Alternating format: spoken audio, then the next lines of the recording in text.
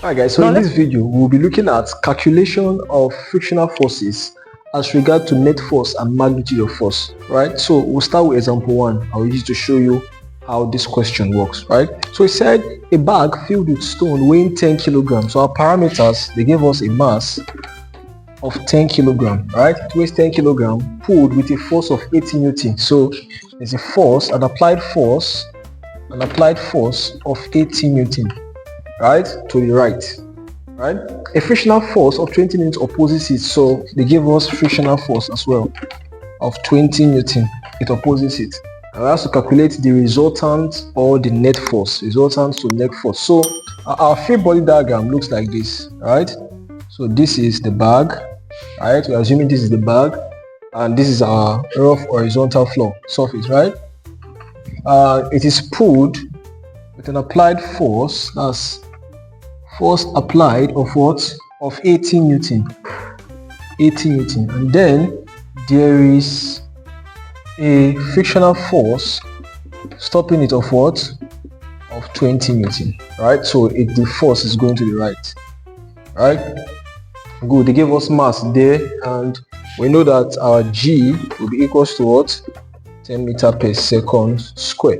So it's asking us to find the resultant force. So if you look at this, our free body diagram, you will see that we have two horizontal forces, right? So if I'm looking at free body diagram, for instance, like this, you see that this force, there is a force here.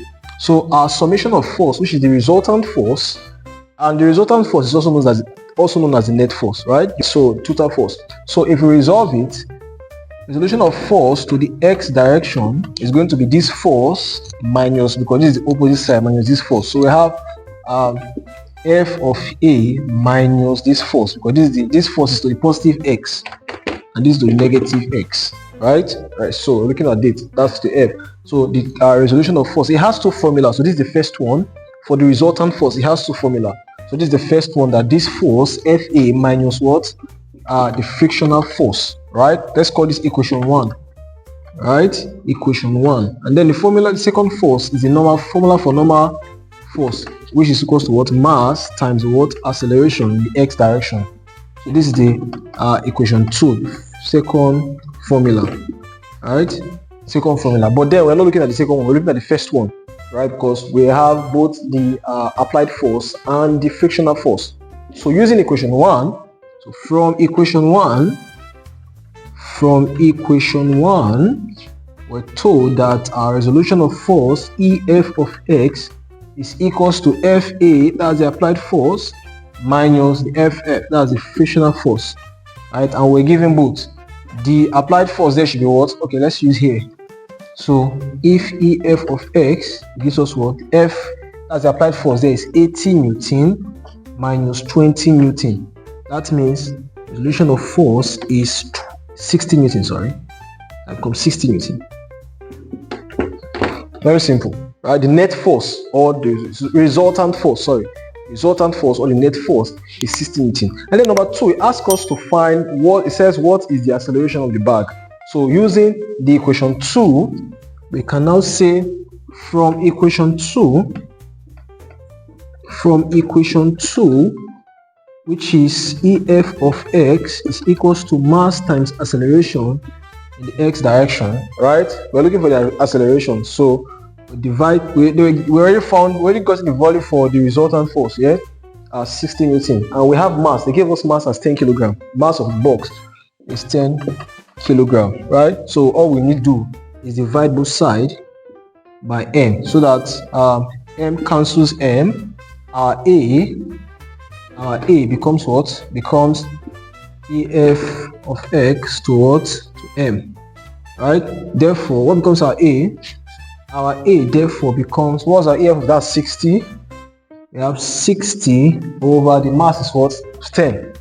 But 10, so 0 cancels 0, gives us 6 meters per second square. So now you see, now we've gotten the value for the resultant force, we've gotten the value for the what? Acceleration of the bag. Question 3 says, how far would the bag travel in 10 seconds? So just give me a minute, I'll clean this part and then we'll deal with question 3. Alright, so from our equation of motion, we know we have 3 equations of motion. The first one is V is equals to U plus AT. The second one is V square is equals to U square plus 2AS. And then the third is what? S is equal to UT plus half AT square.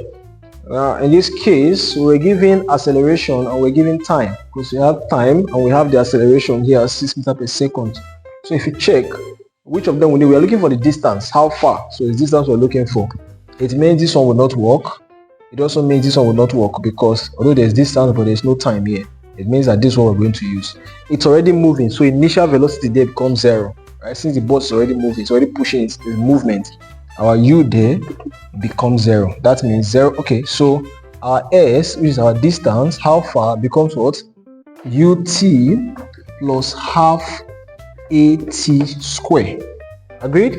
Yep. Since U is equal to 0, initial velocity is 0, it means 0 times the time here. Okay, so S becomes 0 times 10 plus 1 over 2. Our acceleration there is what? Times 6 over 1 times our time there is what? We had time of 10 seconds times 10 square over 1. Right? So what that means is 0 times 10 is 0. This is gone. That's why I say here is also gone. Right? 2 here is 1. 2 here is what? 3. So with that we have our distance to be what? 3 times 10 square is 100. So that gives us what? 100. So 3 times 100 gives us what? 300 meters. Stuff like that. Yeah. So our distance there is 300 meters. Our S therefore is 300 meters. You see how easy it is, right? Go through the video, iterate on them. You see that solving questions like this is easy. I'll see you in the next video, guys. Welcome back, guys. Let's look at example number 2 as regard to questions in net force and magnitude of force. Right? So it says the diagram above illustrates a body of mass 10 kg. We're given our mass. Let's take our parameters. We're given the mass of 10 kg. Right? Mass of 10 kg being put by a horizontal force. If being put by a horizontal force Fa. If it accelerates at 6 meters per second square, our acceleration is 6 meters per second square, having a frictional force of 10 Newton. So they give us frictional force of 10 Newton, right? Yep. Find the net force, right? Okay. The magnitude of force, coefficient of friction, and if the body moves distance of 10 meters. So they give us distance as well. That's 10 meters, right? Look for time. We're looking for the time. They didn't give us time, so we're looking for time. They gave us G as 10 meters per second square. Right? So it's very simple. This is the body, right? It has a mass. It was pulled. I also look for. They give us frictional force there of 10. So let's take the free body diagram. This is the free body diagram, right? The magnitude of force is the applied force, right? Fe, because we are asked to find the net force. Yeah, first of all the net force, and we have the frictional force here, and then we have our weight, and then we have our normal reaction, right? So I told you that from equation 2 we have two equations, right? Equation 1 was that summation of force of X is Fa minus what? Frictional force. That's the first equation. And then the second one, EF of S is mass times acceleration, the X direction, right? It's moving in this direction. So from equation 2, this is equation 2, equation 1. From equation 2, we know that EF of S is equals to mass. They gave us mass is equals to mass times acceleration in the X direction. So they gave us the mass.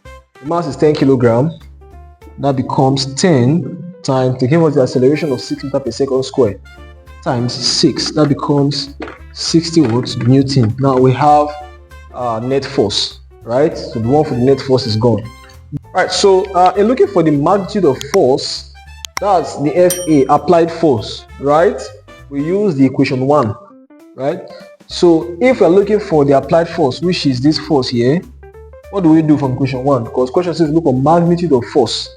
That's equation 1. So from equation 1, F of S is FA minus FF. Now we're looking for the magnitude, that's the applied force here, right? What happens is that we're going to collect like terms.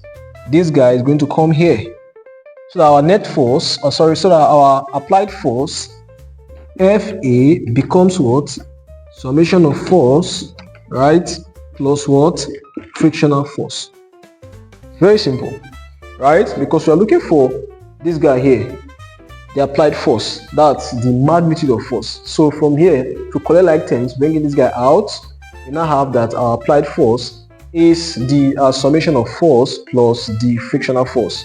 So what becomes the summation of force? We've already gotten it there. That's our net force at 60 Newton. So from here, our magnitude of force becomes 60 Newton plus our frictional force. And we're giving frictional force of 10 Newton plus 10. That becomes 70 Newton. It's very simple, right? So we've gotten the value for B. So we have net force, we have the magnitude of force. Now we're asked to look for the coefficient of friction. It's very simple. Coefficient of friction. Buy me some time. I'll just clean this place off and we'll pick up from here. Alright, so to get the coefficient of static friction, we know that frictional force is equal to what? UR. Right? So we're looking for the coefficient of static friction here.